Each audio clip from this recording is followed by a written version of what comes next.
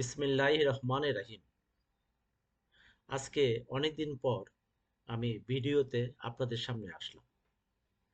আজকে আমি কিছু বিষয় নিয়ে কথা বলতে চাই।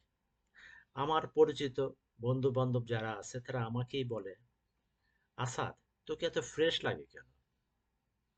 আমি তাদের কথা শুনে হাসি আর ভাবি, আসলে ফ্রেশ থাকাটা, ভালো থাকাটা, চেহারাকে সুন্দর দেখানো সবকিছু কিন্তু নির্ভর করে আপনার আচরণ এবং খাদ্য অভ্যাসের জন্য।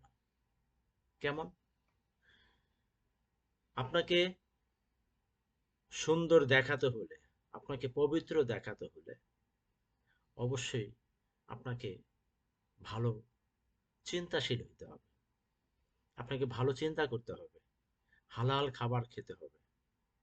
আপনি হালাল খাবার না খেয়ে কখনোই আপনি বলতে পারবেন না যে আপনি অত্যন্ত সুন্দরভাবে, সুস্থভাবে আপনি জীবনযাপন করবেন।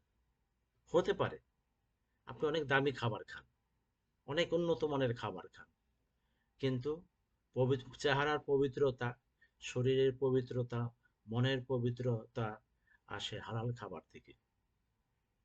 দ্বিতীয়ত, আমি বলতে চাই আপনাকে ভালো চিন্তা করতে হবে।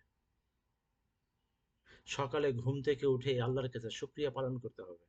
হে আল্লাহ, তুমি আমাকে আবার নতুন একটি দিন দিয়েছো। সারাটা দিন আপনাকে ভালো কাজ করতে হবে। রাতে যখন ঘুমাতে যাবেন নিজেকে বিশ্লেষণ করবেন, ভাববেন আমি সারাটা দিন কি কি কাজ করেছি, কয়টা ভালো কাজ করেছি, কয়টা খারাপ কাজ করেছি। আপনি যদি ভালো কাজ করে থাকেন আল্লাহকে বলেন আলহামদুলিল্লাহ। আর আপনি যদি দেখেন যে আপনার অনেক খারাপ কাজ হয়ে গেছে, আপনি আল্লাহর কাছে ক্ষমা চান। আল্লাহ অপেক্ষাই করে কখন তার বান্দা তার কাছে মন খুলে, প্রাণ খুলে আল্লাহর কাছে ক্ষমা চাবে। তৃতীয়ত, আপনাকে ভালো একটা ঘুম ঘুমাইতে হবে। 8 ঘন্টা ঘুমাবেন। ঘুমের সাথে আপনি কোনো কম্প্রোমাইজ করবেন না। দেখবেন আপনার সারাটা দিন ভালো যাচ্ছে। সকালে অথবা বিকেলে আপনি আধা ঘন্টা থেকে 1 ঘন্টা আপনি হাঁটেন, একটু ব্যায়াম করেন, নিজেকে সুস্থ রাখেন। সুস্থ রাখা হইল আল্লাহর কাছে বান্দার সবচেয়ে প্রিয় দোয়া।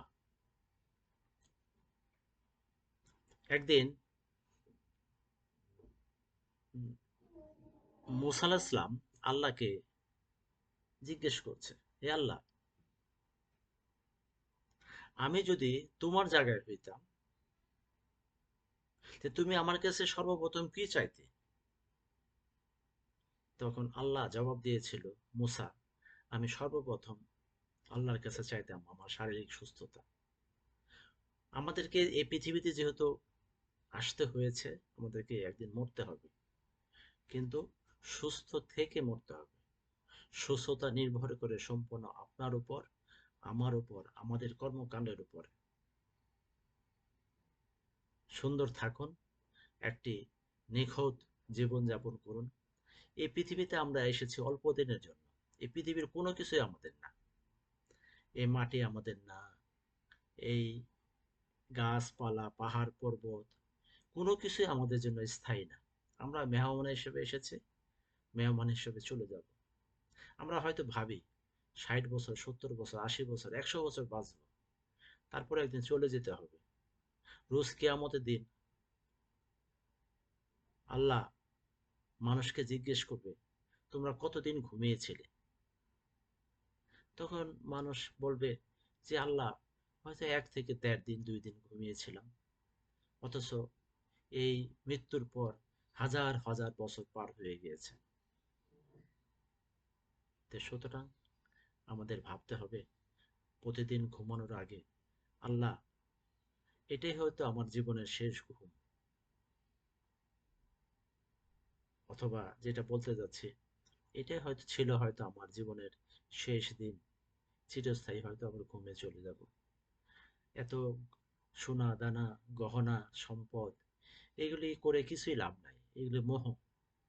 যত এগুলোর পিছনে যাবেন, ততই এগুলোর পিছনে দৌড়াতে থাকবেন।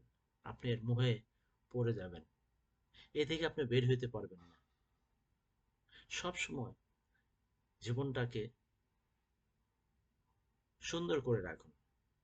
লাইফের প্রোফাইলে লো করে রাখুন, যাতে আপনি সবার সাথে মিশতে পারেন, সব জায়গায় খেতে পারেন।